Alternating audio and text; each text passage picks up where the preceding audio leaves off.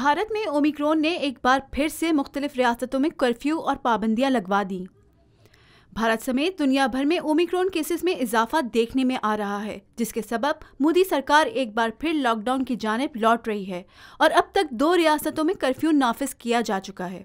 Reports के मुताबिक भारत भर में ओमिक्रॉन के बढ़ते हुए केसेस की वजह से कोरोना के केसेस में तेजी से इजाफा हो रहा है और सिर्फ रियासत मध्य प्रदेश में रोजाना की बुनियाद पर पहले के मुकाबले में 30 केसेस ज़्यादा रिपोर्ट हो रहे हैं।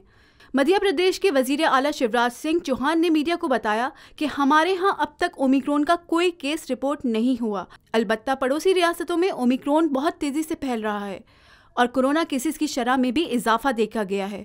उन्होंने कहा कि हमने किसी भी खतरे से बचने के लिए अपने शहरियों को पहले से ही खबरदार करते हुए कर्फ्यू नाफिज कर दिया है, जो रात 11 बजे से सुबह 5 बजे तक रियासत भर में रहेगा। ख्याल रहे, भारतीय वजारत सेहत की जानिब से कुछ रोज़ कबल ही तमाम रियासतों को हिदायत दी गई थी कि वो ओमिक्रॉन के फैलाव को रोकने के लिए इक़दाम करें और अपने शहरियों को बड़े इज्तिमात में शिरकत करने से रोकें।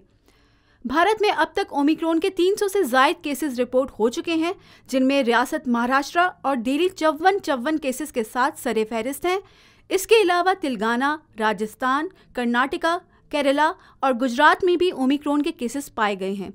गुज़िश्ता रोज़ रियासत कर्नाटका ने नए साल के मौके पर हर किस्म की तकरीबात पर पाबंदियां आयद कर दी, जो 30 दिसंबर से 2 जनवरी तक नाफिज रहेंगी, जिसके तहत रियासत में बड़े इज्तिमात की इजाज़त नहीं होगी। वाज़े रहे, आलमी इदारा सेहत ओमिक्रॉन के तेज़ी से फैलाव से मुतालिक पहले ही पूरी दुनिया को खबरदार किया जा चुका है।